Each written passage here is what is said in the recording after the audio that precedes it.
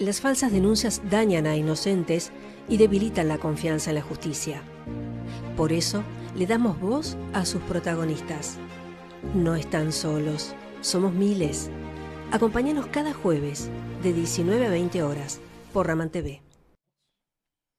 Buenas tardes, ¿qué tal? ¿Cómo están ustedes? Una semana más, con muchas novedades y como siempre, con mucho para aprender. Hoy nos visitan dos personalidades muy importantes. Uno es el doctor Choguela, que tengo aquí, a mi derecha. El doctor Choguela es abogado penalista, está especializado en Derecho Penal, como dije, con vasta experiencia y trayectoria en defensas penales de docentes en falsas o erróneas denuncias. Vamos a ver, ¿hay alguna diferencia? Eso lo vemos en un minuto. Y Perfecto. además nos acompaña la doctora Belén Chapur, que también es abogada, penalista y seguramente algún otro aspecto que podemos destacar. Sí, bueno, yo soy especialista en Derecho Penal, tengo una diplomatura en Derecho Procesal Penal y bueno, también de lo que es mi experiencia particularmente en casos penales. Fantástico, fantástico. Bueno, hace mucho que nos habíamos prometido la presencia de Sebastián Choguela. Sí, Lo ¿qué tal? vemos Muchas muy gracias, sí, repetido. es mejor en persona. Sí. Y saludos a la audiencia. Bueno, muchas gracias. Sí, la verdad es que tenemos buenos seguidores y aprovechamos la ocasión, ya que me lo recordó el doctor, que pueden ponerle me gusta, pueden dejar un comentario, participar. No siempre puedo leer directamente qué es lo que está sucediendo en el aire con respecto a los mensajes instantáneos que pasan, pero vamos a tratar de tenerlos en cuenta. Y si la producción me ayuda, a lo mejor si podemos pasar alguna inquietud en especial, también lo vamos a consultar con los doctores. Bueno, el tema que siempre nos reúne aquí en Somos Miles tiene que ver con las denuncias y las falsas denuncias, y mucho de la crítica tiene que ver con esto de que hay muchos que dicen, bueno, pero ya está en el Código Penal figura esta figura del falso testimonio. Nosotros tratamos de remarcar la diferencia de que en realidad este proyecto que está en este momento en el Senado y que esperamos que pronto se apruebe, es que estamos tratando de que esto tenga peso en aquellas especiales ocasiones en que personas con dolo, es decir, con la seria intención de denunciar a otro para tener algún beneficio. Sí, el tema de Contanos. la falsa denuncia, en realidad, tiene una pena, está tipificado desde hace mucho tiempo y tiene una pena muy baja, digamos, para el daño que causa generalmente en temas graves, ¿no? Y complicados. Una pena de 2 meses a 1 año o multa. Y la verdad que es Ridícula. bajísima. Imagínate que alguien hace una denuncia por falsa de abuso sexual o involucra a una persona en un homicidio o en un delito grave o en trata de personas y encima tiene que ser doloso, se tiene que probar que hubo intención, conocimiento e intención de falsear un hecho en la denuncia. Y entonces es como que cualquiera denuncia y generalmente no pasa nada, ¿no? Entonces la realidad es que estas reformas vienen bien para ampliar las penas, tanto en lo que es la falsa denuncia como en lo que son los falsos testimonios, ¿no? Máxime los falsos testimonios agravados en causa penal en contra del imputado. Yo estaba leyendo el proyecto y se agrava las penas en falsas denuncias, se agravan las penas en falso testimonio agravado, por lo menos en los mínimos. Se incluye en el cubrimiento la gente que ayudó en las falsas denuncias. Así que es un muy buen proyecto. Y quizás por ahí es paulatino, ¿no? Uno querría que las penas sean mayores porque sabe las consecuencias que producen falsos testimonios agravados, falsas denuncias, etcétera, a todo nivel. Pero bueno, por algo hay que empezar, ¿no? Pero por el falso testimonio la pena es un poco menor, ¿no? Entre 3 años y más, ¿puede ser? Depende ver. del tipo básico o el agravado. El agravado prevé una pena hasta los 10 años, no es tan baja. Ok. Bueno, es muy acertado lo que dice acá mi colega. Hoy en el Senado se está tratando este tema que es muy valioso en el sentido de que, a ver, el tema de las falsas denuncias hay que primero, para nosotros o para mí, partir de una base de que ¿existen las falsas denuncias? Sí, y también existen las denuncias que no se pueden probar, que no es lo mismo. que eso es lo que tiende por ahí a confundir, incluso a instaurar un falso miedo o una falsa preocupación, que en realidad es válido, porque uno dice, bueno, esta reforma, ¿qué es lo que busca? Agravar la escala penal de la falsa denuncia, del falso testimonio, y no va a faltar el que diga, bueno, pero se está instaurando un miedo en que las verdaderas víctimas o las personas que realmente sufrieron un hecho no quieran denunciar. Y no es ese el mensaje que se tendría que dar. Más bien el mensaje, yo creo que elevando la escala penal, convengamos que como bien decía el doctor Chohuela, es muy baja la escala penal que existe hoy, de 2 meses a 1 año, totalmente escarcelable. Nada. Entonces, claro, entonces, a ver, la escala penal que se está tratando de buscar con esta reforma es justamente que haya un tipo penal básico, que se incremente la pena de 1 a 3 años, y la escala penal para las figuras agravadas, que son aquellas que se realizan en un supuesto contexto de violencia de género, cuando hay involucrados niños, niñas y adolescentes, cuando hay la participación de algún perito experto, ahí se agravan bastante, ¿entendés? Hasta 6 años tenés en la escala penal. Entonces, bueno, el tema es este, ¿no? Hacer una diferencia y que esta reforma realmente funcione, que haya un sistema judicial que proteja a las verdaderas víctimas y que el mensaje no sea no denuncies, sino más bien, si fuiste víctima en serio, denuncia, el sistema te tiene que proteger. Muy distinto a la falsa denuncia, que no es solo no aportar pruebas o no poder probar el hecho, sino más bien tener la intención maliciosa de mentir, de atribuirle a una persona un hecho que es falso o atribuírselo a una persona incorrecta. Entonces, Claro. eso es lo que tiene que buscar o la finalidad del sistema judicial. Por un lado, proteger a las verdaderas víctimas y por el otro lado, investigar realmente la verdad material. Así que Sí, bueno, partiendo desde esa claro, base. en esa problemática estamos, ¿no? O sea, en realidad, tal cual como lo describías, estamos en ese momento donde no es que tratamos de no estimular de que la gente Claro, no denuncie, porque la verdad es que al esto es un contrario. hecho. Las víctimas existen, Sí. están. Tengo innumerables casos Pero- hasta muy cercanos que Sí, puedo por eso contar. yo Justamente el tema. no le digo siempre falsas denuncias, sino también falsas, erróneas denuncias, Claro. Claro. en el sentido de que por ahí alguien denuncia porque cree que algo ocurrió realmente y después se prueba que no. Entonces no es que todas las denuncias son con animosidad, con malicia, para provocar daño. No Claro, hay que todas. Entonces, distinguir ahí la denuncia que no se puede probar de la falsa denuncia con intención maliciosa de Totalmente. perjudicar a alguien. Ustedes estuvieron en un caso que yo leí mucho en los medios y que tenía que ver con un asesinato de 4 personas, si mal no Un recuerdo. cuádruple crimen, sí. Y en ese juicio se evaluó que había 2 personas que eran las culpables de este hecho. Yo no tengo demasiado en claro el caso, no lo voy a explicar y seguramente ustedes lo pueden hacer mejor que yo.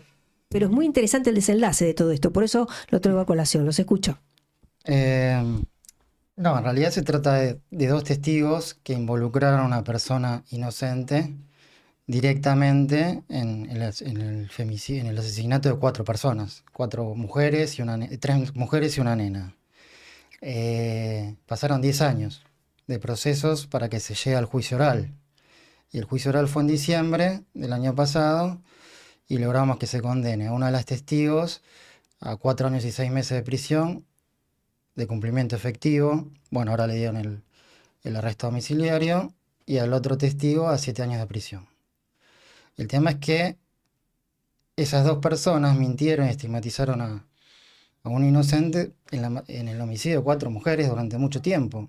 Entonces, no es solo en las causas de violencia de género, de falsas denuncias de abuso sexual, etc.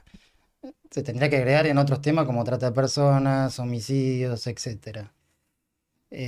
Bueno, eso igualmente están recurridas las condenas, hay que ver qué dice el Tribunal de Casación Penal de la Provincia de Buenos Aires, pero no hay muchos antecedentes con penas tan altas en falso testimonio agravado. Lo que tenemos ahí es que la escala penal, por eso ahora la reforma está bien, es de 1 a 10 años cuando es en contra del imputado en causa criminal. Y le da al juez un mínimo muy bajo Y un máximo y un muy alto. alto. Sí. Entonces, entre agravantes y atenuantes, él tiene que justipreciar diferentes circunstancias para ver qué pena le da. Y por ahí muchas terminan.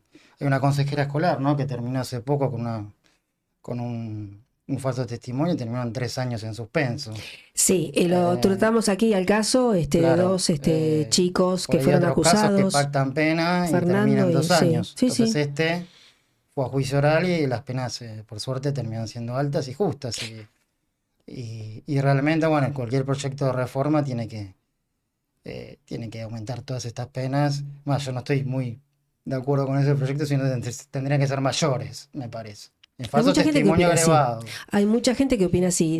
Algunos dicen, bueno, hasta tendría que ser igual a la pena que le El hubiera delito que denunció. correspondido, claro, exactamente, en caso de que hubiera sido cierto. Y la verdad es que no Claro. está mal, pero bueno, por algo tenemos que empezar. No, por supuesto. Y vienen muchos pasos más, porque esto trae consecuencias, como ustedes saben, enormes, que tienen que ver con Es lo que familiar, justamente la mentira trae consecuencias devastadoras en Sí, el sentido de que, a ver, no es un tema menor porque arruina reputación, arruina una familia. Y no solo eso, sino que afecta el normal desenvolvimiento de la administración de justicia. Se gastan recursos del Estado, que totalmente. convengamos que no son muchos y que se usan mal, lamentablemente, en estos casos. Entonces, volvemos a lo mismo.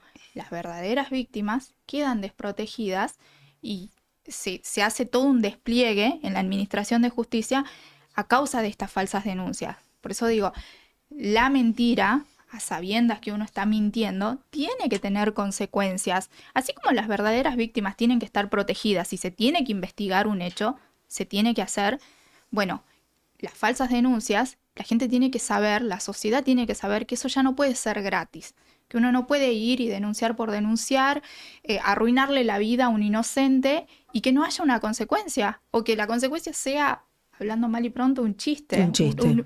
una escala penal de 2 meses a un año, totalmente escarcelable. Es nada. Algo que me ha ¿No? llamado la atención últimamente es que he visto una publicidad de la Policía Federal donde justamente dice y aclara esto de que esto de venir y hacer una denuncia y nada más, no.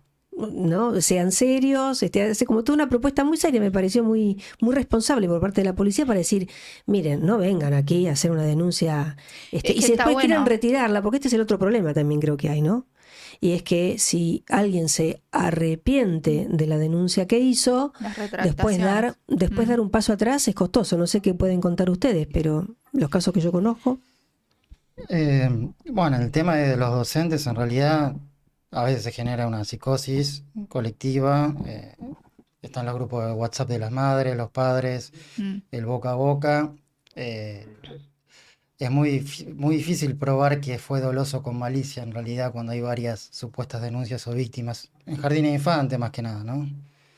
Entonces habría que evaluar realmente si eso se puede probar a futuro, si existió un dolo o no. Si no, están en todo su derecho porque está bien, algunos denuncian por si las dudas, ¿no? Quizás claro, uno pensaría, bueno, lo llevo al menor a un psicólogo, que haga un tratamiento. eh, Averiguo cómo es la dinámica de la institución, del establecimiento educativo, etcétera, y después denuncio. Pero bueno, tampoco podemos decir que no denuncien a alguien que por ahí sospechó algo, porque el nene repitió algo y tiene que denunciar, ¿no? Y es la justicia la encargada de investigar. En esos casos no, quizás no está mal. Sí, en otros casos que ya sabemos que mienten directamente, con dolo, y bueno, ahí pero sí ¿cuál es la razón por la cual alguien puede decir a mi hijo le pasó tal cosa? Digamos, nosotros tenemos un caso que ustedes seguramente también conocen, que sucede en Santa Fe, que es el caso Trigatti, Mm. que es realmente muy conocido, donde en primera instancia fue absuelto y después le dieron, creo que entre 12 y 14 años, no recuerdo exactamente la cantidad. Una locura, una cantidad enorme de denuncias que finalmente quedaron en 5. Y alguna de ellas, inclusive una de las niñas, nunca había sido alumna de él.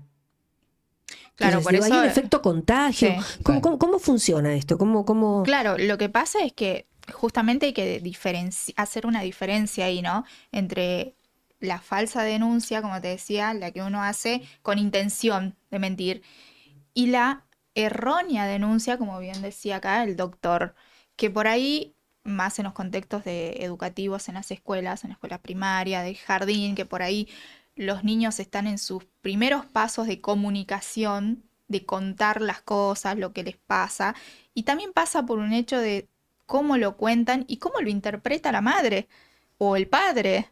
Porque muchas veces uno no lo hace con la... A ver, a mí me ha pasado y he escuchado casos en los cuales padres denuncian supuestos abusos, pero sin la intención de dañar a alguien, sino más bien porque caen en un error de percepción, de comunicación y de entendimiento con el niño, la niña o el adolescente, en el sentido de que por ahí se tergiversan los hechos y se confunden. Y se genera una cadena, ¿no? De decir, como bien decía, en los grupos de WhatsApp, de decir, a mi hijito, a mi hijita le pasó tal cosa con una maestra. Y ya se alarma el otro padre. Y ya se van juntando y se va así del boca en boca y van generalizando un tema en el cual termina desembocando en una multiplicidad de denuncias por un error de uno, quizás. Sí, bueno, el caso de Entonces, Tirati comenzó bastante así, es decir, claro, una mamá se va que formando encuentra una algo cadena. en una niña, que médicos forenses desestiman cualquier tipo de abuso y sin embargo, bueno, terminan un juicio y ya les he contado cómo, ¿no? Sí, Por exacto. eso Yo digo yo, hay un efecto hace contagio. 13 años que defiendo docentes y tuve casos de una víctima, supuesta víctima, de 3 supuestas víctimas, de 8, de 10, de 30, de 33. Todo también por el tema del efecto contagio, ¿no? La contaminación, Claro. los padres que le hacen preguntas incisivas a los nenes y los nenes por ahí le responden lo que quieren y después van y se suman. Y bueno, por suerte en varias me fue bien, pero eh, por ahí pasa en el tamiz de la justicia, algún perito psicólogo oficial dictamina algo que por ahí para algún juez es de palabra santa y está complicado. Y después viene el juicio oral y muchos tribunales, criminales, les conviene condenar que absolver. Entonces, por eso yo siempre recomiendo a todos los docentes, o bueno, cualquier denunciado por temas de delitos contra la integridad sexual, que se defiendan ni bien empieza la causa, ni bien tengan noticia de la causa, y que el abogado que lo defienda tenga un equipo interdisciplinario de psicólogos, psiquiatras, forenses, médicos forenses, etcétera, porque quizás después hicieron un par de pericias, había un defensor oficial, no ofreció peritos de parte, y después esa no lo puedes contrarrestar lo que surgió en esa pericia, que para mí la psicología no es una ciencia, ¿no? No, Ellos claro no que pueden no. decir que hubo un abuso. En todo caso, que puede haber indicios directos o indirectos de abuso. Pero si vos no vas contrarrestando cada acto procesal, se puede complicar. Máximo en el caso de los docentes, que tenés quizás penas por ser encargados de la guardia de 3 a 10 años, de 8 a 20. Puede ser corrupción de menores de 10 a 15, agravada de 10 a 15. Ahora, Por eso vemos muchos docentes también condenados, que hay muchos que estoy seguro que son inocentes, a 20, 30, 15 años de prisión. Es una locura. Entonces, pero hay un error. El discúlpame, juez pero debe digo, ser ni un asesinato a veces tiene No, semejante no, por pena. eso. Sí, son Pero hay bastante un error porque altas. se le da mucha importancia a las pericias psicológicas cuando el juez es perito de peritos, ¿no? El juez es el que tiene que definir las causas en base a todas las pruebas, las testimoniales, las inspecciones oculares, Y pruebas indirectas, parecería, etcétera. Ahora, No si es así. lo que hizo un perito psicólogo oficial va a ser definitivo y estamos, Estamos en el vamos, horno. estamos en lo... parecería que se reduce únicamente a lo que dice el informe del perito psicólogo, que en teoría tendrían que ser los expertos en la materia, pero bueno, como están las cosas hoy en día, los casos que Pero vamos no son viendo, magos, no son magos los peritos, mm, ni son adivinos. claro, Nadie estuvo ahí en ese momento, en es ese que acto. por eso decíamos que el juez en realidad tiene que decidir en base al conjunto de pruebas y analizarlas íntegramente, no una prueba por separada. Sí, eso es lo que hace también a la sana crítica racional, ¿no? ¿Ustedes creen que el ESI tuvo mucho que ver con esto? Porque el ESI no está hace demasiados años. No sé desde qué años ustedes notan que la causa en docentes ha crecido. ¿Tiene alguna relación? Y hoy se ha incrementado bastante el tema de las denuncias de abuso sexual contra los docentes. Ujú, Creo que justamente de eso charlábamos hace un ujú. momento con el doctor, que particularmente desde el año 2019, cuando comienza, se cambia esto de que en causas de abuso sexual contra niños, niñas o adolescentes o menores de 18 años, la acción ya deja de ser de instancia privada y pasa a ser de acción pública. Entonces, eso también hizo que se incrementen. ¿Por qué? Porque cualquiera puede denunciar un hecho de abuso sexual y el Estado tiene la obligación de investigar ese hecho. Entonces, eso también hizo que se vayan incrementando este tipo de casos. Entonces, hoy en día estamos en un contexto en donde hay un montón de denuncias, incluso denuncias colectivas, y un montón de profesores, de maestros denunciados por este tipo de hechos.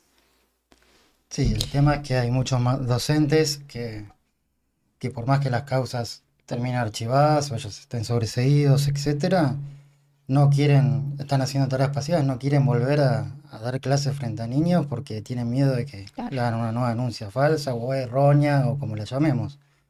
Entonces yo tengo varias consultas que están con los sumarios administrativos y están rezando que no se termine el sumario administrativo y que los obliguen a volver a dar clases porque dicen, no, yo no quiero, si no renuncio a mi vocación, a mi pasión y no quieren saber nunca más nada. Les arruinan la carrera, les arruinan todo por lo que estudiaron, etcétera. Entonces ahí también está la magnitud del daño que les causa.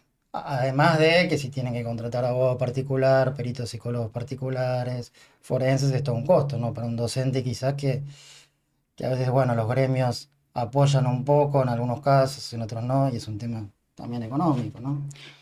Eh, y después muchas veces, por más que las causas se archiven, o sea, se sobresean las causas, salgan absueltos, la gente sigue pensando, y zafó. Queda Hay mucha estigmatizado. gente que piensa que son siempre culpables. El daño ocurrió. Lamentablemente, El daño Claro. ocurrió. y los medios de comunicación al principio van todos. Yo tengo, por ejemplo, la causa del Jardín de Padua, que fueron todos los medios, que hay, creo que esa va a terminar bien, pero hay como 25 supuestas víctimas. ¿Sabía? El primer día prendieron fuego, fueron todos los medios de comunicación, los docentes abusadores, la preceptora abusadora, todos La títulos por todos estigmatización. lados.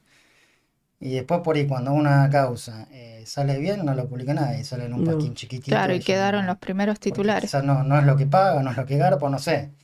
O, Sí, sí, sí, lamentablemente es seguramente. así, ¿no? A nosotros nos cuesta mucho. Aquí han venido personajes que han sido o que son personas conocidas y en general tampoco ningún medio lo levanta. Lo que pasa es que, como te digo, las consecuencias son devastadoras en ese sentido. A ver, hace rato nos habías consultado, preguntado por el tema de los falsos testimonios en el cuádruple crimen de la Loma. Después de que salió el veredicto en el que condenaron a estas dos personas que fueron a mentir al juicio, yo tuve una charla justamente con Alito Martínez y él decía, bueno, está bien, en cierto modo, con este veredicto, algo de paz o algo de justicia se siente. Pero ¿quién repara todo el daño de todo lo que pasó, de todo lo que sufrió, de todo lo que tuvo que atravesar, sin hablar del despliegue económico para afrontar los juicios, ¿no? ¿En Eh, libertad? claro, no, bueno, en un principio él estuvo detenido. Estuvo detenido 185 días, si mal no recuerdo, ¿no? Y después esto, de que, a ver, al día de hoy, él dijo algo muy certero en una de las audiencias. Él dijo, yo soy ingeniero, pero nadie me conoce como ingeniero. A mí me siguen diciendo el karateca Martínez.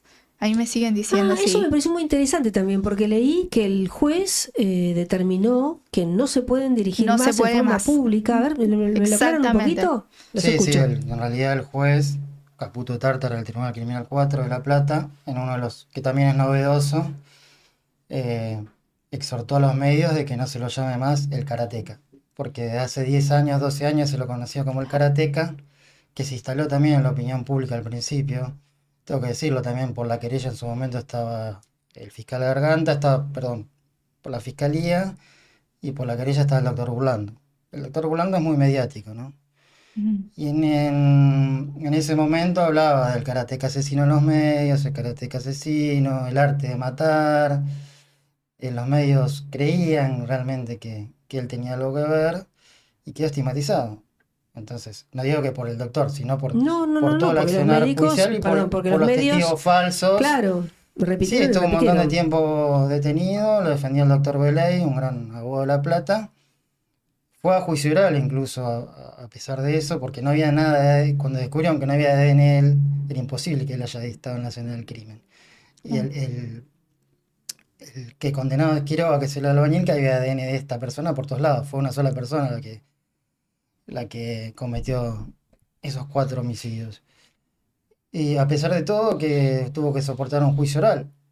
Y a pesar Mm. de todo eso, de soportar un juicio oral, eh, el fiscal le pidió perpetuo. El estudio del doctor Bulando le pidió perpetuo. Y otros estudios jurídicos también. Por suerte, el Tribunal Criminal 3 lo absolvió. Y a pesar de eso, fueron al Tribunal de Casación Penal de Buenos Aires pidiendo que le den perpetuo. Y bueno, lo rechazaron y por suerte a partir de ahí después fueron a la Corte de Provincia y se desestimaron los recursos, pero seguían insistiendo, no bastó con acusarlo. Entonces uno a veces no entiende, yo creo que estaba a la vista que no tenía nada que ver, pero bueno, hay que ver cuáles fueron los intereses o los motivos. Quizás en ese momento también estaba la figura del femicidio. Ahí está, Había ustedes asociaciones de violencia de están, género, claro, estaba todo uno. una efervescencia que ayudaba. Estaba en Claro. auge ese tema. Estaba en auge ese Sí. tema. Us- Yo estoy bastante en desacuerdo con esto del femicidio, pero quisiera saber cuándo comenzó y además siempre pregunto, ¿cómo se llama si una mujer mata a un hombre? ¿Tiene un No nombre hay una así de figura. clarito? No, No hay. Es No. la verdad, homicidio. claro, homicidio. Excepto que estemos en México, no sé si se enteraron, pero en México se ha aprobado una ley por la cual si una mujer mata a un hombre y previamente habrá hecho alguna denuncia y lo mata, no va presa. Esto es algo que está sucediendo en México, así que hay que prestarle mucha atención. Nada, vos. Y en términos también de esto, tenemos que prestar mucha atención a la violencia vicaria, que también está tratando de instalarse y tenemos que estar muy atentos a eso. Sí, también están las convenciones de discriminación contra la mujer, Belém do Pará de Brasil, Convención de Derechos del Niño, que está bien. Está bien que existan derechos, que se equiparen los derechos, que haya más justicia, pero no que se vayan para el otro lado y que sea una persecución contra el hombre eh, constante, ¿no? Y máxima en la justicia. Entonces, tiene que haber un punto intermedio. Algunos tribunales y jueces son más objetivos, quizás con el tiempo uno lo ve que están algunos más objetivos, ya están tomando conciencia que hay muchas denuncias falsas, erróneas, que tienen que valorar otros aspectos y otros no. Si en delito contra la integridad sexual, por ejemplo, hay que condenar. Eso debe tener en su mente, ¿no? Por una línea bajada de política criminal, etcétera. La opinión de ustedes, si esta ley, la 26485, que es la que determina todo esto, fuera derogada, ¿sería la solución? No sé si sería la solución en sí. Yo creo que, a ver, hoy en día se ha banalizado mucho el tema de la perspectiva de género, que empezó como una causa noble. Absolutamente. Empezó como una causa noble. ¿Que existió la violencia contra la mujer? Sí, existió, siempre. Pero esto se lo llevó a tal extremo que hoy en día, a ver, podemos llegar a un absurdo de tal magnitud que el hombre básicamente ya no quiere saber nada con la mujer por el miedo a decir A ser denunciado. si la insulto, si voy a ser denunciado. Entonces, yo creo que una causa que empezó noble se ha banalizado. No sé si la solución sería derogar la ley, pero siempre digo actuar sobre la base de la igualdad ante la ley. Porque, a ver, si nosotros hablamos de la figura del femicidio, y esto lo digo ya como opinión particular, estamos diciendo que, a ver, la vida de una mujer vale más que la vida de un hombre, indirectamente. Recién me decías, bueno, esto ¿cómo se llama la figura en donde una mujer mata a un hombre? Ujú. Así tan clarito como existe el femicidio. No lo hay. Entonces yo siempre digo, no está bien aplicar perspectiva de género, pero también siempre hay que actuar sobre la base de la igualdad, de que la vida de una mujer y de un hombre vale lo mismo y se tiene que castigar de la misma forma. Así que por ahí no sé si la solución sea derogar esta ley, pero sí empezar a tratar de que el sistema funcione un poco mejor en cuanto a la igualdad y en cuanto a las investigaciones que se tienen que hacer y qué perspectiva le vamos a dar, ¿no? Ujú. Sí, también uno ve a veces que en las dependencias en provincia de Buenos Aires hay muchos centros de asistencia a la víctima. Entonces, yo siempre digo, ¿por qué a la víctima? Si todavía no sabemos si son víctimas o no. Última, centro de asistencia a la presunta víctima. Son todas víctimas y cuando nada hay probado. Incluso en la etapa de instrucción o de investigación penal preparatoria, que ni siquiera llegan a sospecha, pero hay muchos centros de asistencia a la víctima. También hay quizás un poco de parcialidad, porque muchos dependen de las fiscalías, por ahí algunas pericias psicológicas lo hacen peritos de los centros de asistencia a la víctima, que ya sabemos que están vinculados con la fiscalía y les sirve acusar. No digo que todos los peritos actúan de forma parcial, pero unidad te da. Entonces uno se tiene que plantar en muchos casos para decir, no, lo tiene que hacer un perito del cuerpo técnico auxiliar, con control de perito de parte, etcétera, porque si no ya es todo... Y está bastante normalizado esto, ¿eh? De decir la víctima a la persona que fue a denunciar Tenemos un que empezar hecho. por eso. Yo siempre digo que tenemos que empezar por eso, por Claro, empezar a usar los instruir, términos que claro, que correspondan. Denunciante, corresponden. denunciado.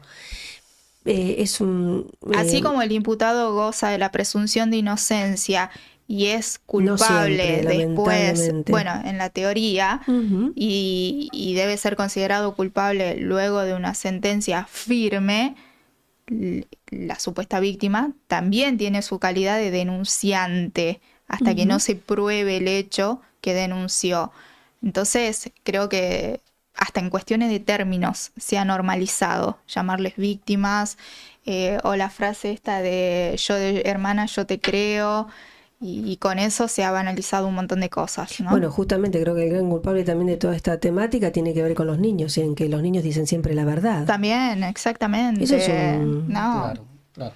Pero bueno, hay muchos fallos que demuestran que no es que los niños mienten, sino que estuvieron confundidos, manipulados. manipulados, que hubo preguntas directas, sugestivas, que hubo iatrogenia, mala praxis en el actuar de los peritos, que hubo inducción, que hubo quizás en las cámaras GES lo que se llama sesgo del entrevistador, que es que el fiscal, si está en la cámara GES o el perito oficial, quiere confirmar su teoría y le pregunta y le repregunta hasta que el nene dice que sí. No Entonces, me hables, porque yo he eh, presenciado no. un juicio donde veo cómo con qué arte la fiscal pega las fichas, ¿viste? Es una cosa que a mí me irritó enormemente, me llamó la atención porque lo vi ahí, en vivo, ¿no? Claro, Cómo van ¿no? Esto va así, Engranando todas las engranando fichas. todo y Sí. bueno, sí, la verdad que es lastimoso. Sí. El rol de esas fiscales es lastimoso. Yo que ingresé a este mundo y a esta problemática por una persona conocida, que era un hombre, y recuerdo haber ido a preguntar, bueno, ¿dónde pueden ayudar a este hombre? Porque, y no había lugar, no había ningún lugar donde se los pueda ayudar. Ustedes también se encontrarán con esto, que muchas de las personas denunciadas, que son en mayoría mujeres en la docencia o varones. y de todo un poco. Ok. Antes eran los varones, el profesor de música, el de gimnasia, la clásica, Ujú. y ahora hay de todo. De hecho, por ahí en un mismo jardín de infantes denunciaron a 3, 4 docentes juntos, y hay 3, 4 imputados. O sea que hay casos donde quizás denuncian tantos hechos que uno los lee y con sentido común dice, esto es imposible que pase en un jardín de infantes. Un jardín de infantes es un lugar de tránsito permanente de gente, hay Claro. preceptores, hay maestros, hay acompañamiento permanente. No digo que un hecho aislado no pueda pasar, pero hay denuncias que uno dice, no, pero esto es imposible. Y igual son causas que van para adelante. Y hasta que no se definen con todas las pericias psicológicas, los controles, es muy complicado. Hay un error ahí, quizás en los delitos sexuales, cuando son intrafamiliares o intramuros, está lo que se llama la prueba diabólica, que es, bueno, testigos no va a haber nunca, ¿no? Quizás va a ser muy difícil. Entonces nos basamos en la palabra de la víctima y en lo que hizo un perito psicólogo. Ahora, en un Claro. establecimiento educativo no es así, es un lugar prácticamente casi público, entonces Casi no podemos público. tener los mismos parámetros que en lo que es intrafamiliar, ¿no? En algún momento yo voy a Claro. volver a traer aquí porque he olvidado un poco el caso, que es el caso Mañasco. ¿Esto sucede en Rosario o en Santa Fe? Estoy segura que es en la provincia de Santa Fe. Mm. Y donde probadamente la persona que es imputada estuvo aproximadamente unos 10 segundos a solas con esa niña. ¿Cómo abusó de la niña? ¿10 10 segundos? Mm. Bueno, esa persona está presa, te cuento. No quiero hablar mucho más porque la verdad es que no tengo demasiado fresco el caso, pero me llamó poderosamente la atención. Vamos encontrando cada vez cosas realmente más y más ridículas, ¿no? Es que justamente hablando de esto de la prueba, ¿no? De la carga probatoria, hay una pregunta que yo me hago, ¿no? ¿Cómo probás algo que no ocurrió? ¿Cómo te defendés? Es la pregunta que nos hacemos todos. La prueba diabólica. ¿Cómo probás algo que no pasó? Si te vas a basar únicamente en la declaración de la víctima, la denunciante, y por ahí en un informe psicológico.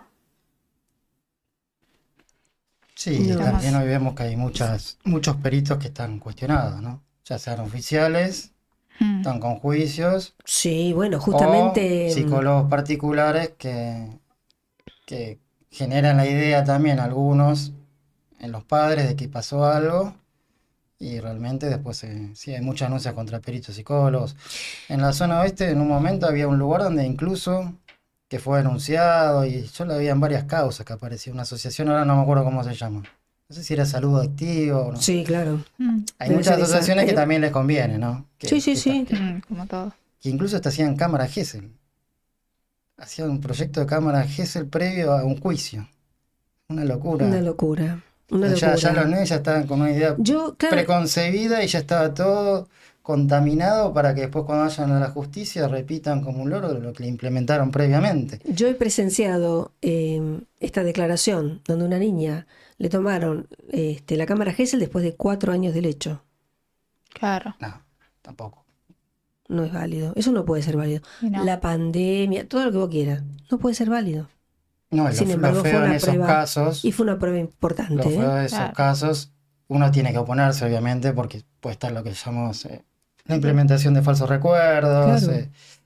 Incluso yo tuve un caso, por ejemplo, tuve varios que también está no solo docentes, ¿no? La separación de la denuncia de la mujer contra la pareja. Ujú. Ah. Y pasaron 10 años ya. Se archivó la causa y si no aparece ninguna prueba, creo que este año lo van a sobreseer. Ujú. Pero a la 10 nena, años la de- hija que era menor, le implementaron un recuerdo que hoy en día cuando él quiera retomar, revincularse con la hija, no terminamos de saber si ese sobrecimiento va a alcanzar para que la niña comprenda que no pasó nunca nada o en su mente quedó lo que le implementó la madre y el entorno de que pasó algo. Bueno, el Así caso que- más conocido que tenemos últimamente es el caso de Biasotti, ¿no? Que ha Claro. declarado por todos lados conjunto Sí, con Andrea.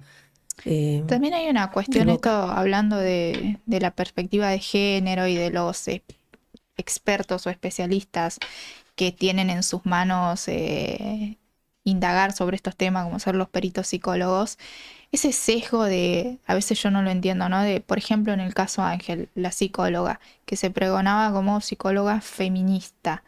Vos decís, ahí ya hay una postura, ya hay un sesgo, ya hay una posición en respecto de una de las partes. Y también pasa en nuestro ámbito, ¿no? De que me he cansado de ver por ahí perfiles de abogadas que se ponen Sí, abogada sí. feminista. Sí, sí, sí. Entonces, ¿por qué? Sí, sí. ¿Por qué? ¿Por qué tiene que ser así? Es espeluznante ese universo. Vamos a ir a una pequeña publicidad, puede ser, de un minutito nada más, y vamos a retomar el tema. ¿Puede ser? Estudio Jurídico Greenberg y Asociados. Sus derechos son nuestra determinación. Asesoramos en accidentes de tránsito, sucesiones, desalojos, defensas, excarcelaciones. Contáctenos al 11 3129 2607.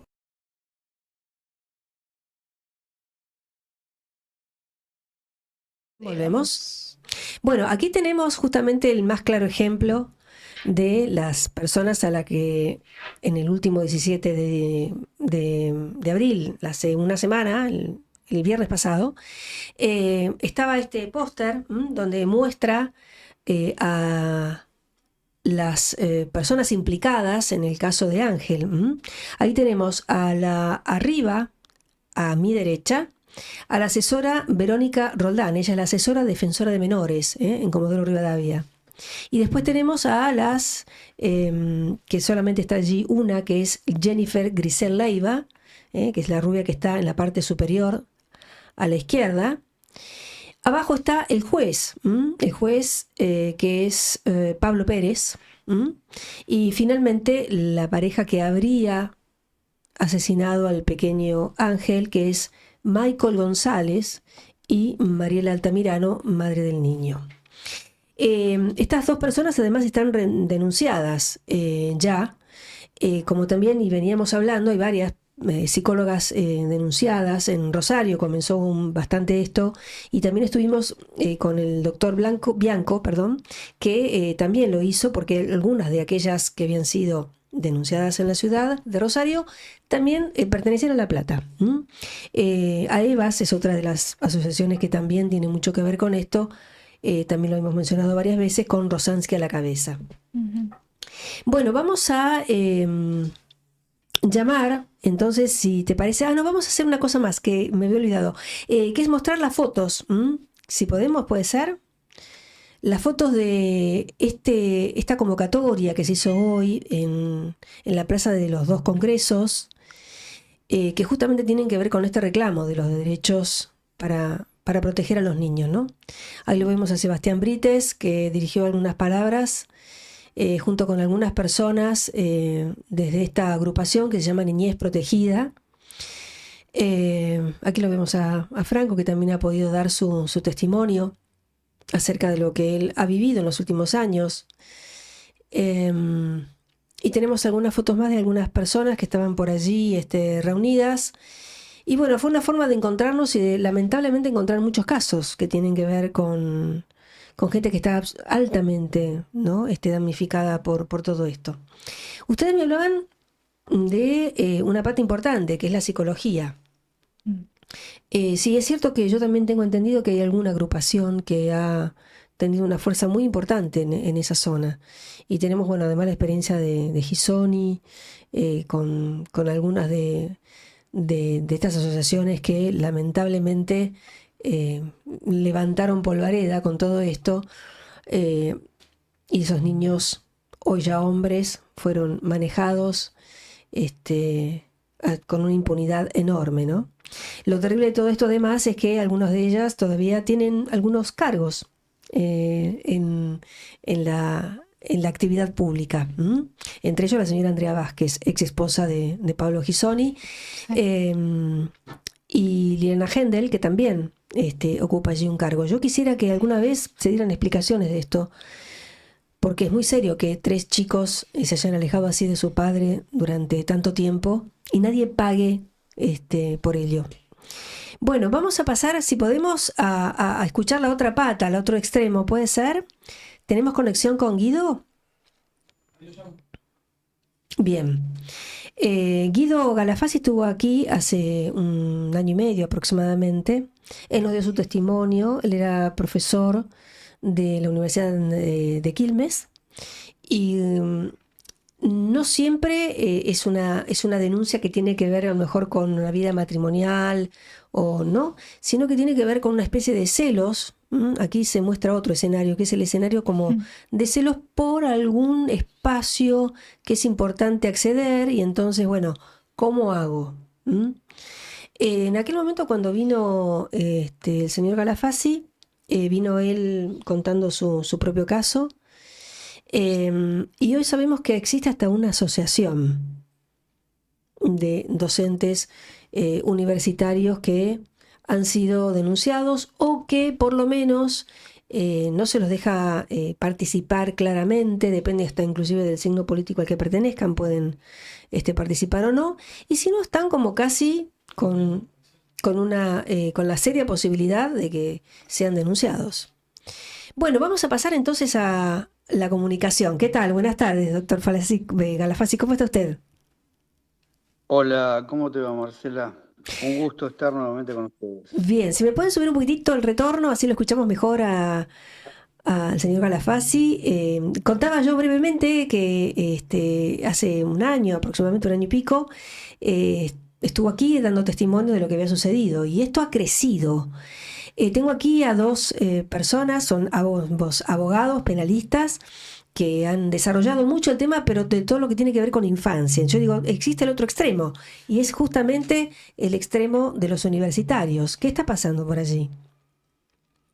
Sí, cuando estuve en vuestro programa, estaba solo, fui a contar mi caso.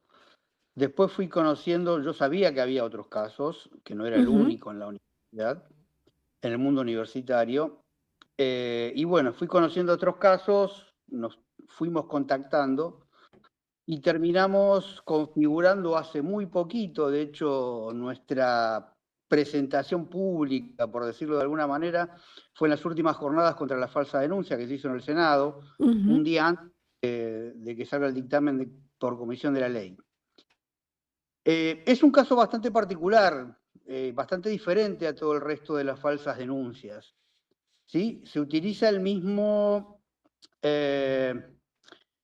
instancia para perseguir a personas y para aislarlas de algo. En el caso de los padres de familia es para aislarlas básicamente de sus hijos. En nuestro caso es para separarnos de nuestro trabajo de toda la vida. Tenemos que pensar que un investigador científico, un docente universitario, que esto no es ningún dato necesariamente a nuestro favor, lo hacemos porque lo elegimos, punto.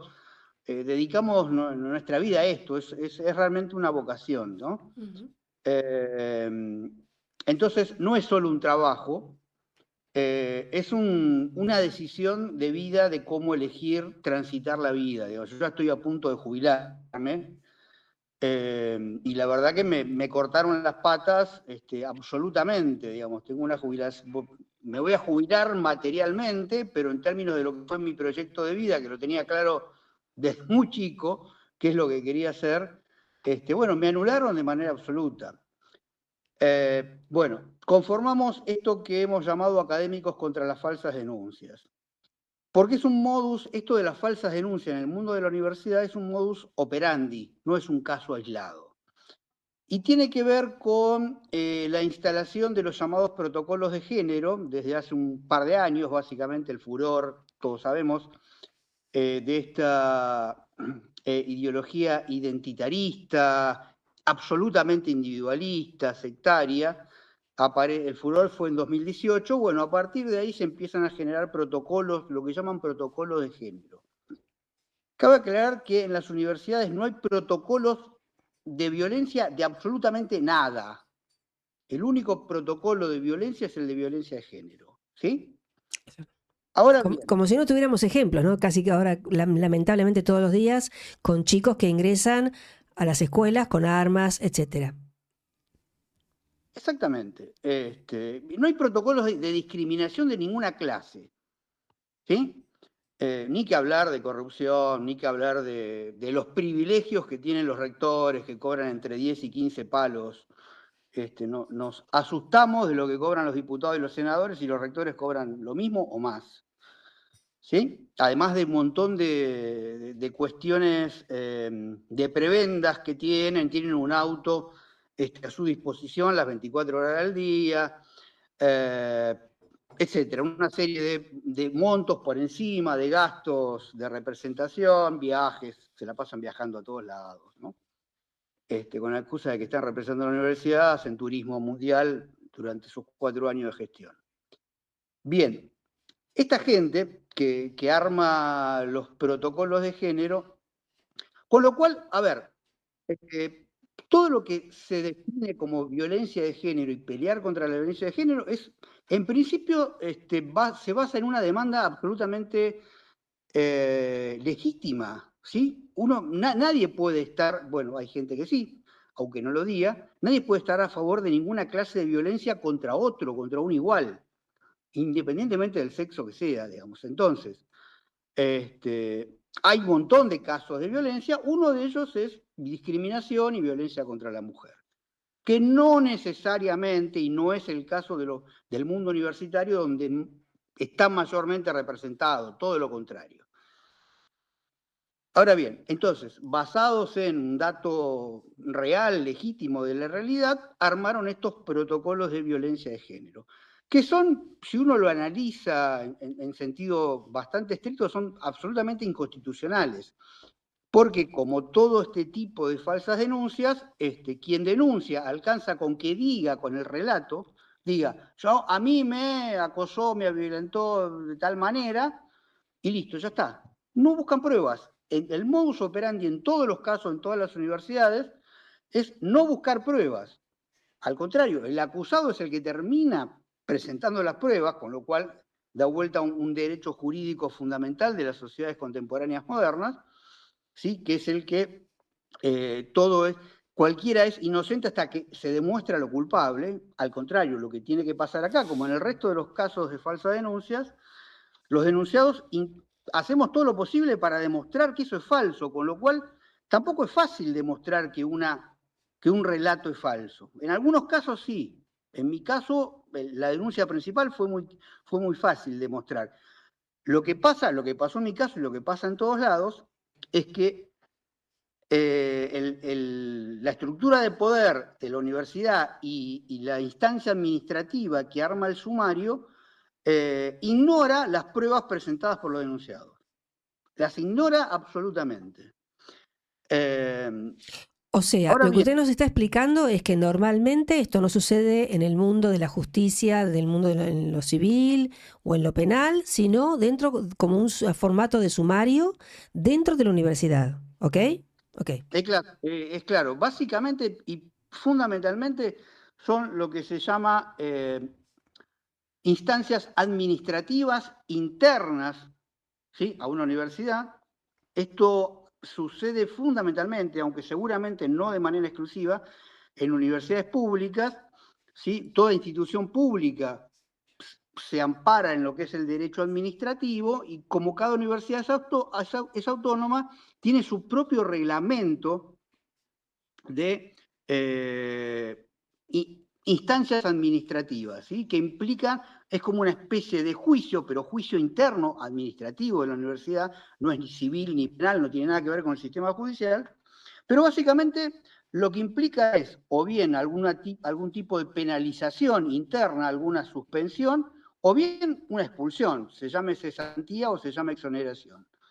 ¿Sí? Cesantía es que te echan de la universidad, no tenés derecho a ninguna indemnización en el Estado, y exoneración es que es eso mismo, pero además no tenés posibilidad de entrar o de permanecer en algún otro cargo en el Estado nunca jamás en el resto de tu vida. Eso sería el agravante de la exoneración. La mayoría de los casos de sumario terminan en cesantías o exoneraciones. Ahora bien, este es el instrumento esencial que controla el poder universitario para quitarse de en medio a aquellos señores, aquellos docentes, aquellos investigadores que le molestan. Hay un mito muy conocido y mucho más en estos años donde terriblemente el gobierno actual está cercenando, así como está cercenando un montón de presupuestos estatales, el presupuesto universitario, el presupuesto de investigación del CONICET. Esto no quiere decir que no haya que discutir qué universidad queremos, qué tipo de investigación queremos y qué CONICET queremos. No quiere decir para nada esto. Pero está claro que cualquier país desarrollado tiene un monto interesante de presupuesto dedicado a esta cuestión. Claro, no un presupuesto donde las universidades y los institutos de investigación hagan lo que se le canta. No, tiene que haber un plan al servicio del desarrollo nacional en el cual las universidades y los institutos de investigación deberían estar al servicio de este plan. Cosa que nunca existió en Argentina, lamentablemente. Independientemente de los gobiernos que haya ocurrido. Bien, ahora, está instalado, y mucho más con esto, con las dos grandes marchas universitarias, y ahora que se está organizando en los próximos días otra, La cuestión de que la universidad es una institución de excelencia impoluta, donde estamos todos los cráneos del país ahí adentro y lo único que pensamos es engrandecer el conocimiento. Sí, bueno, en parte esto está, pero está lleno de apetencias individuales, de apetencias sectoriales, de luchas de poder. No deja de ser el mismo tipo de lucha de fomento que tiene una sociedad de barrio o cualquier otra institución pública o privada. Humano. Sí, exactamente. ¿Pero por qué? Porque la universidad tiene una caja muy interesante, ¿sí? A pesar del recorte actual, con lo cual ya no alcanza para todos, o es una miseria los sueldos de la mayoría, pero hay una caja a nivel de todas las universidades públicas muy interesante. Y las privadas también la tienen, porque se lo cobran a sus alumnos y le cobran montos interesantes. Entonces hay una cantidad de dinero muy interesante que circula por las universidades. Y las peleas tienen que ver fundamentalmente con eso. Ya dije, esto no es hablado en ningún lado. Un rector cobra entre 10 y 15 palos. ¿Sí? Evidentemente es un montón. Y dígame, ustedes está hablando de un grupo de universidades. ¿Cuáles son esas universidades que están con esta problemática? No, yo no te quisiera nombrar ninguna. Ajá. Mi caso es la Universidad de Quilmes. ¿Sabes por qué? Porque otro elemento central a esto es que nuestra profesión se distingue mucho por lo que se llama el prestigio académico. La verdad que nosotros no estamos acá por el monto de dinero que ganamos, ¿sí? No somos pobres, pero tampoco somos la gran diferencia respecto del resto de la ciudadanía, Ujú. ¿sí? La mayoría, como te dije al principio, estamos porque esto nos gusta, nos gustó de siempre, y se ha generado un circuito y una manera de actuar del académico, de que, bueno, no solo tiene que hacer investigación, sino que se tiene que dar a conocer. Y esto tiene que ver con lo que se llama el prestigio. Ujú. Y esto del prestigio por un lado, es interesante, pero por otro lado es una trampa. Entonces, por esto del prestigio, nadie quiere dar a conocer cuando ha sido cuestionado por este tipo de De temas. acusación. Ujú. Porque no todas terminan en cesantías o exoneraciones, ¿sí? Algunas terminan en alguna clase de penalización interna o incluso es sobreseído el acusado, pero algún tipo de castigo tiene. Pierde su cátedra, pierde su oficina, ¿sí?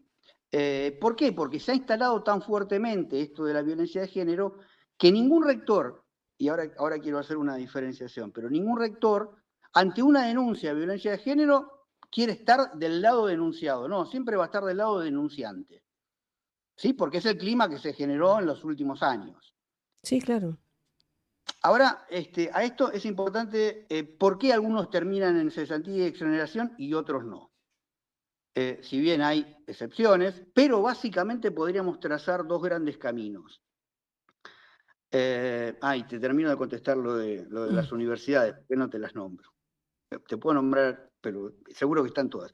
A ver, cuando el grupo de poder de la universidad está involucrado directamente en esa falsa denuncia, ahí terminás cesanteado o exonerado, porque lo que quieren es echarte.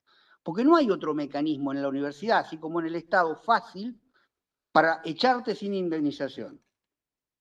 ¿Sí? Entonces te arman un sumario por falsa denuncia y listo, ya está. Como está instalado que no hay que probar nada, lo único que vale es el yo te creo hermana o hermano, porque en mi caso hay un varón también que me denunció, un varón autodefinido varón, autopercibido varón, con hijos, y nunca renunció a su identidad como varón. Entonces, como está el de yo te creo hermana, es la manera más fácil de los grupos en el poder de deshacerse de alguien. Pero, a ver, digo, cada una de las universidades seguramente tiene alguna forma, algún formato para formar, no sé, un tribunal que es el que determina, ya que estamos hablando del reglamento interno de la universidad, y cómo está conformado, normalmente lo decide solamente el rector. ¿Qué sucede? Mirá, echa la ley, echa la trampa. es que hay un clima de época por el cual se ha instalado tan fuertemente esta ideología woke, ¿sí? En la cual cada uno a nivel individual puede elegir hacer lo que quiera y la voluntad de las minorías, ¿sí? Se instala como una verdad universal, es decir, a todo el resto nos tenemos que Ujú. atener a las minorías. No me refiero a la mujer, digamos, la mujer es una parcialidad, es la mitad de la población, digamos. Y está perfecto que se persiga y se haya visibilizado todo tipo de violencia y discriminación hacia la mujer, porque está claro que hasta los años 60 la sociedad era terriblemente discriminatoria hacia la mujer. De los años 60 a la actualidad ha cambiado mucho, incluso yo he trabajado sobre esto y he escrito, el capitalismo mismo necesita que la mujer se incorpore como fuerza de trabajo. Entonces ya como ama de casa no sirve. ¿Sí? Entonces, la tendencia de la sociedad moderna es que la mujer sea cada vez menos discriminada. Igualmente hay patrones culturales que son históricos, que son muy viejos, que tienen siglos o milenios de tradición, ¿no? Está bien, En lo pero cual volvemos al tema. perdón, vuelvo. Ay, repetime la pregunta. No, hablábamos de que yo la pregunta que le hice es, ¿hay evidentemente algún comité, algún formato en el que ya que la justicia aparentemente no tiene nada que ver, los penalistas parece que no pueden hacer nada porque no está sucediendo en la justicia? Bueno, ¿cómo se resuelven estos temas? Te decía que hay un clima de época, entonces. En algunas universidades, básicamente las más grandes, las más históricas, hay cierta competencia política interna. ¿Sí? En el resto, en las más pequeñas y claramente en las más nuevas, las del conurbano bonaerense y un montón que se armaron, que se abrieron en el interior del país en los últimos 10, 20 años, Sí. son universidades más pequeñas en las cuales en la general hay un consenso tácito, o en algunos casos explícito, respecto a una conducción, a un grupo que conduce y no hay gran oposición. Pero incluso en las que hay oposición, las más tradicionales, o todos han adherido a la violencia, a la ideología esta de que existe la violencia de género en las universidades y por lo tanto hay que castigarla, Ujú. y la única prueba es el yo te creo, hermana, no hace falta ninguna otra prueba, o adhieren convencidamente o adhieren por temor a esto. Entonces nadie lo cuestiona. ¿Está? Entonces, los tribunales disciplinarios, las herramientas administrativas disciplinarias que tienen las universidades, Ujú. están al servicio de este objetivo, independiente de cuál sea la estructura que te acabo de mencionar de una universidad o de otra. Ujú.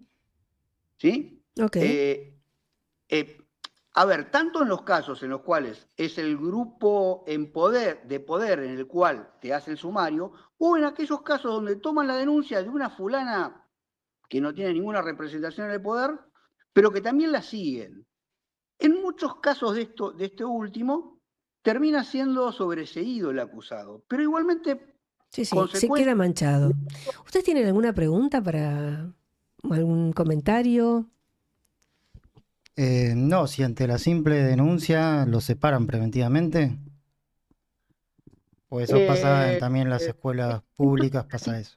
Cualquiera, a mí, aunque por no sea un ejemplo, delito, ya sea maltrato, discriminación, alguien denuncia eso y lo separan y van a hacer tareas pasivas hasta que se resuelva el sumario administrativo. interesante tu pregunta. Primero, la mayor parte de las denuncias son, fulanito dijo tal cosa, sultanito mencionó tal otra cuestión, menganito me negó el subsidio. A mí ahora me están acusando en CONICET, donde la acusación es, el señor publicó, el doctor Guido Alafasi publicó una frase de Star Trek, y eso a mí me molesta porque yo creo que me está incriminando a mí. Star Trek es Viaje a las Estrellas. Yo soy fanático, se pueden reír todo lo que quieran, soy fanático de Viaje a las Estrellas, de toda la ciencia ficción, etcétera, etcétera. Bueno, yo en mis redes publico esas cosas. Y ahí le dieron curso a ese tipo de denuncias. Bueno, primero, las denuncias son de esta categoría. Uy, otra vez me perdí. La pregunta explícita era. Si lo separan con la simple denuncia, ya lo separan del cargo. Ese depende de los casos, ¿sí? Como cada universidad es autónoma, se maneja de una manera diferente, cada grupo de poder puede tener visiones diferentes. En mi caso, por ejemplo, que no tenía nada que ver con la denuncia, me sacan de la dirección de la maestría, de una maestría. ¿Por qué? Porque el rector y su amigo querían hacerse cargo de esa maestría, y de hecho se hicieron cargo de esa maestría. En el solo momento de la denuncia ya me separan de ahí y se hacen cargo ellos. Hay otros casos similares, ¿sí? No necesariamente, pero sí, suele estar asociado con esto. O si no te separan del cargo, lo que opera también es un mecanismo de cancelación muy grande. La estudiantina, el resto de los docentes se entera y te hacen un cerco que te dejan totalmente aislado. Sí, entonces termina teniendo consecuencias de ese tipo, aunque muchas veces no sea una separación formal. Claro, sobre todo si uno se dedica a la investigación, como es su caso. Bueno, Guido, creo que ha sido más que contundente el testimonio acerca de qué es lo que está sucediendo en las universidades. Vamos a tenerlo seguramente por aquí, o alguna otra persona que esté interesada en mostrar esta otra faceta, este otro extremo de lo que tienen que ver una denuncia en un ámbito muy, muy, muy diferente, ¿no? Le agradecemos muchísimo su tiempo. ¿Puedo agregarte una Sí, cosita? ¿cómo no? Estamos recibiendo, gracias a que estamos haciendo visible esto de académicos contra las falsas denuncias, a través de las redes, búsquenos en Instagram, en aquellos que estén interesados, en Instagram y en Facebook, académicos contra las falsas denuncias. Estamos empezando a recibir casos de gente que se anima a decirlo, ¿no? Porque como dije antes, no la mayoría se anima a decirlo. Así que se están sumando universidades. Ya tenemos universidades de distintos lugares, de Buenos Aires, de Gran Buenos Aires, del norte del país, del oeste, del sur. Tenemos casos de esas universidades. Y también hay casos en la cual quizás no fueron necesariamente sumariados en una universidad, sino que tuvieron alguna falsa denuncia. En muchos de los casos Del terminó ámbito totalmente privado. sobreseído el acusado, fuera en el ámbito de la vida privada, sí, un caso judicial, pero como esa persona tiene actuación universitaria, termina siendo discriminado y cancelado en la propia universidad y termina teniendo consecuencias negativas en su actividad en esa universidad. ¿Sí? También integra nuestro grupo este tipo de gente, digo, no solo aquellos directamente acusados en el mundo universitario, sino aquellos que tienen esa consecuencia en el mundo universitario de un caso exterior que encima salió totalmente sobreseído el denunciado, digamos, ¿no? Así que Terrible, bueno, terrible. te agradezco nuevamente la oportunidad de dar a conocer nuestro tema, que como dije es un caso bastante particular de falsas denuncias. Seguiremos insistiendo en el tema. Muchísimas gracias, doctor. Muchas gracias. Gracias, gracias a vos y a Buenas ustedes. noches. Bueno, Bastante llamativo todo lo que mencionó, ¿no? Justamente esto de, está bueno desde cada uno, desde su lugar, estas iniciativas de generar de alguna forma una especie de defensa, ¿no? Porque esto que mencionaba él, que se invirtió el principio de sos inocente hasta que se demuestra lo contrario. Hoy la premisa es sos sos culpable. culpable hasta que se demuestre lo contrario. Entonces creo que está bastante bueno esto de iniciarlo desde su lado. ¿Alguna Sí, reflexión, no, Sebastián? coincido y de hecho en la justicia, por más que esto sea administrativo, hay fallos que dicen que la sola palabra de la supuesta víctima, la mujer, avalada por el dictamen de un perito psicólogo que diga que el relato parece verosímil, coherente, etcétera, alcanzaría hasta para una condena. Claro. Así que con fallos así, ¿cómo no la vamos a tener complicada, ¿no? Los defensores y los imputados. Muy, muy, muy, muy complicados. Bueno, vamos a seguir de todas maneras, si quieren un ratito más, pero yo tengo que pasar algunos anuncios, Perfecto. porque son un poquito como mucho, hoy tenemos buena información. Vamos a pasar a los avisos finales, Franco, ¿puede ser? Este primero tiene que ver con que, miren, de Cruz del Eje, a este caso que hemos tratado en los últimos programas, que es el caso martiniano, hasta Belet Macé, que fue donde sucedió, hubo una peregrinación contra las falsas denuncias. Miren cómo La Punilla, hoy estaba justamente con una persona de La Punilla y me decía que hay una gran cantidad de denuncias y hay mucha gente implicada en que justamente no se resuelvan. Esta, por suerte, se resolvió favorablemente para este chico que quedó preso durante 1 año y medio. Y finalmente fue absuelto. Martiniano, 18 años. La verdad que una locura. Vamos al siguiente. Bueno, mañana es un gran día porque está teniendo lugar esta convocatoria que se va a realizar en diferentes puntos del país. Mañana 24 de abril va a ser a las 11 horas en Mendoza, en el Poder Judicial, hasta la Legislatura Provincial. También va a ser a las 17:30 en la Plaza Independencia, en la ciudad de Tucumán.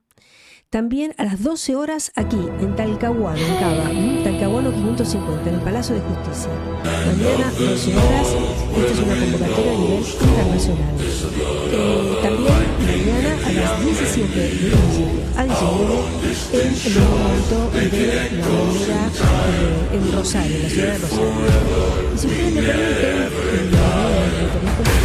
por acá, yo tengo un invitado interesante acerca de cuáles son nuestros puntos de encuentro en Argentina.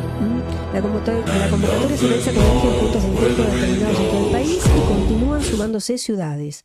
En la provincia de Entre Ríos, en la ciudad de San Salvador, va a ser en la avenida Malarín, en la Plaza del Centenario. El punto de encuentro es la Plaza del Centenario a las 12 horas. En la provincia de Mendoza, Mendoza capital, en la Plaza Juan Galo. El punto de encuentro es allí a las 15 horas. También en la provincia de Mendoza, en La Valle, Villa Tulumaya, en el Poder Judicial. Ahí va a ser el punto de encuentro a las 15 horas. En la provincia de Santa Fe, en Rosario, el punto de encuentro, como dije, Monumento a la Bandera. También en la provincia de Santa Cruz, en Pico Truncado, en Santiago del Estero también, 870, esa es la dirección. El punto de encuentro es el Juzgado Provincial de Primera Instancia, a las 18 horas. En la provincia de Neuquén, la ciudad de Neuquén capital, en Leluar 881. El punto de encuentro es el Juzgado de Familia, a las 13 horas. En la provincia de Córdoba, en Córdoba capital, en San Jerónimo e Independencia, en la Plaza San Martín también, a las 16 horas. En la Ciudad Autónoma de Buenos Aires, como dije, en Talcahuano 550, a las 12 horas, aquí en el Palacio de Tribunales. En la provincia del Chaco, en Resistencia, en Avenida de Mayo y Los Hacheros. Avenida 25 de Mayo y Los Hacheros. El punto de encuentro es el Hospital Julio Parrando, a las 9 de la mañana. En la provincia de Buenos Aires, en Bahía Blanca, va a ser en San Martín y Celarrayán. El punto de encuentro es en la Plaza Rivadavia a las 18 horas. En la provincia de Buenos Aires va a ser en La Plata, en la calle 13 y 50, en la Plaza Moreno, frente a la Catedral. ¿A qué hora? A las 12. En la provincia de Formosa, en Villa General Güemes, Belgrano y San Martín. El encuentro va a ser en la Plaza Güemes, a las 18 horas. En la provincia de Misiones, en Posadas, en la avenida Santa Catalina 1735, Palacio de Justicia, a las 15:30 horas. Como dije, en la provincia de Tucumán, en la Plaza Independencia, la Fundación Crecer en Familia, RIPIAF, etc., 17:30 allí estarán. Provincia de Corrientes. En la ciudad, Gobernador Virasoro, Plaza Libertad, el punto de encuentro será en la plaza frente al hospital a las 18 horas. Es la marcha hacia la Plaza Libertad, frente al juzgado. En la provincia de Salta, en Tartagal, Mosconi 1461, el punto de encuentro es en la ciudad judicial, a las 10 de la mañana. En la provincia de La Rioja, en La Rioja capital va a ser en San Nicolás, esquina San Nicolás. El punto de encuentro es Plaza 25 de Mayo, a las 10 de la mañana.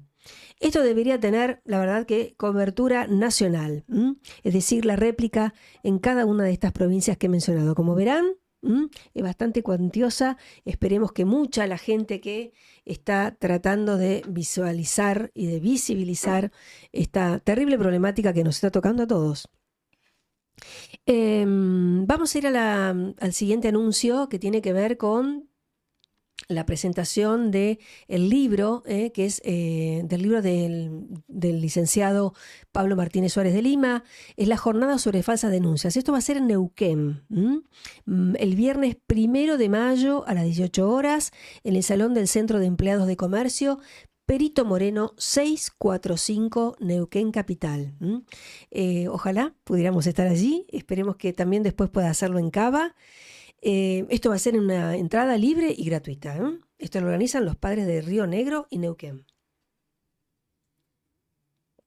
Pasamos al siguiente. Bueno, ustedes saben que desde esta página hemos tratado de ayudar a todas las personas que están sufriendo por esta problemática. Es una forma de que encuentren algún tipo de información o de guía para tratar de ver qué cosas podemos enseñar desde allí, saber qué hacer, dónde dirigirse, números telefónicos, etc. Sobre el final está el ingreso a nuestro programa. Ustedes saben además que tenemos un propio canal ahora, un canal que es Somos Miles, así que les pedimos que por favor ingresen, ayuden con un me gusta, con un comentario, así podemos crecer. El siguiente anuncio tiene que ver con...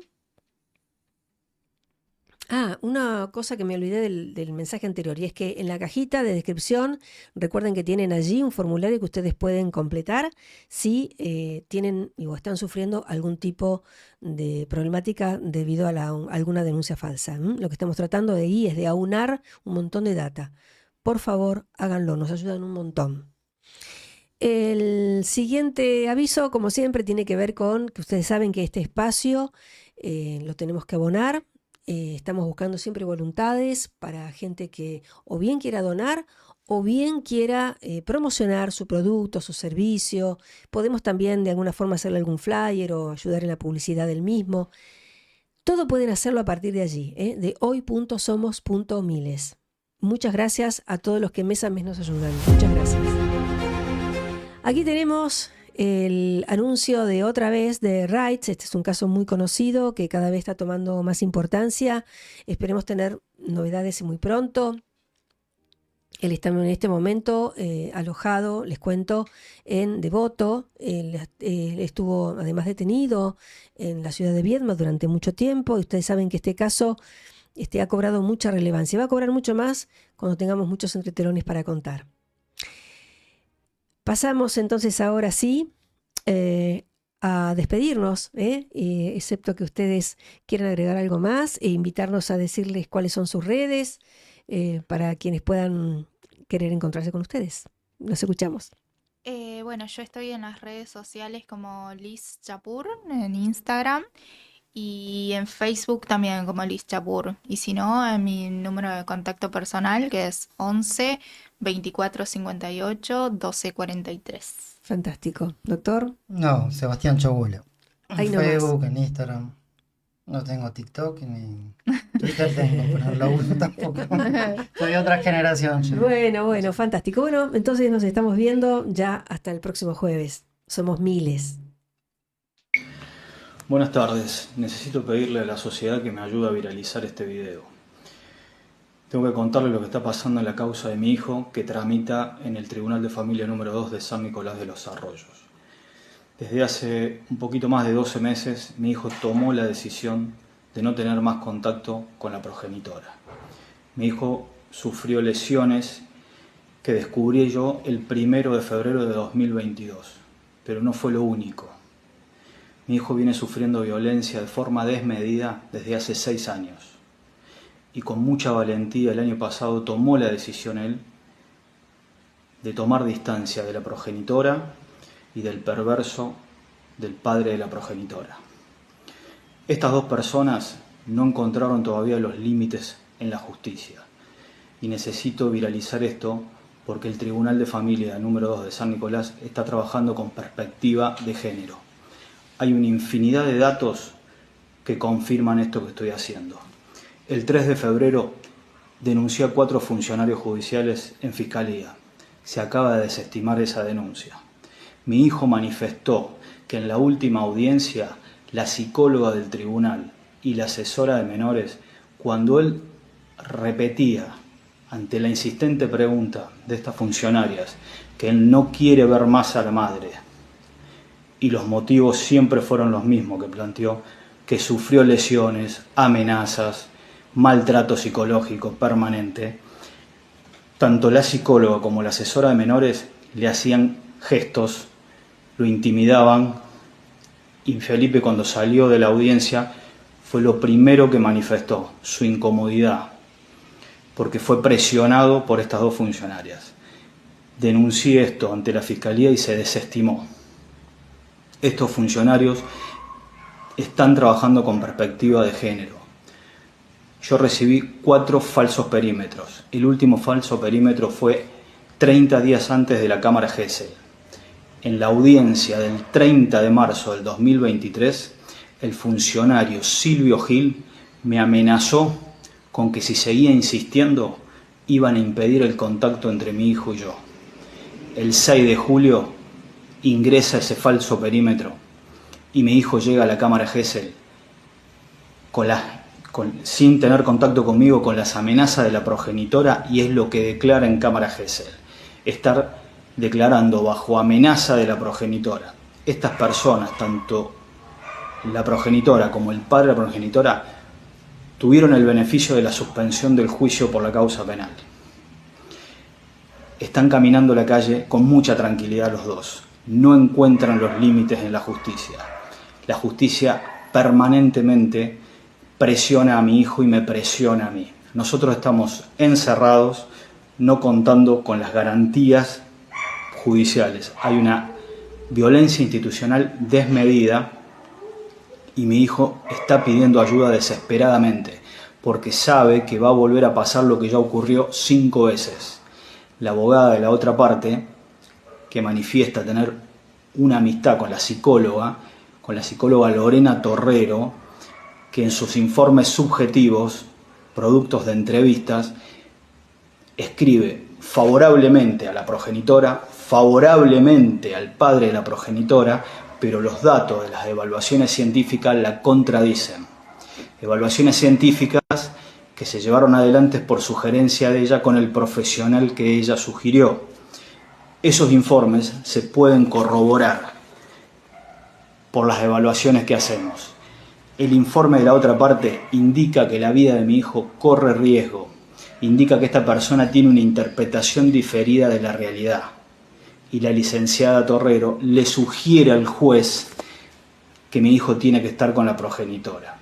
Necesito, por favor, viralizar esto, porque está en riesgo la vida de mi hijo. Van a volver a hacer lo que hicieron siempre, venir a la escuela o a mi casa a buscarlo con la policía y volver a escuchar siempre lo mismo, que mi hijo no quiere volver. Sucedió en la escuela el 20 de octubre del año pasado. Se hicieron presentes con la policía. El 31 de octubre de ese mismo mes nos llevaron a la DDI, como si fuéramos 2 delincuentes con mi hijo. Y al día siguiente, el 1 de noviembre, esa misma audiencia ocurrió en el Tribunal de Familia. En cuestión de 12 días, 3 veces lo sometieron a mi hijo a ese estrés y siempre manifestó lo mismo, no querer tener relación ni con la progenitora ni con el padre de la progenitora. Y lo siguen sometiendo a este tipo de situaciones. Si a mi hijo le ocurre algo, aparte de lo que está transitando, producto de toda la presión que ejerce el Poder Judicial sobre él y sobre mí, ustedes son los responsables. Por eso le pido por favor a la sociedad viralizar este video, porque la licenciada Torrero es responsable si a mi hijo o a mí les ocurre algo. El secretario Silvio Gil, que me amenazó siempre, también es responsable de lo que le sucede a mi hijo y me sucede a mí. La asesora de menores, Otela, también es responsable de lo que le sucede a mi hijo y de lo que me sucede a mí.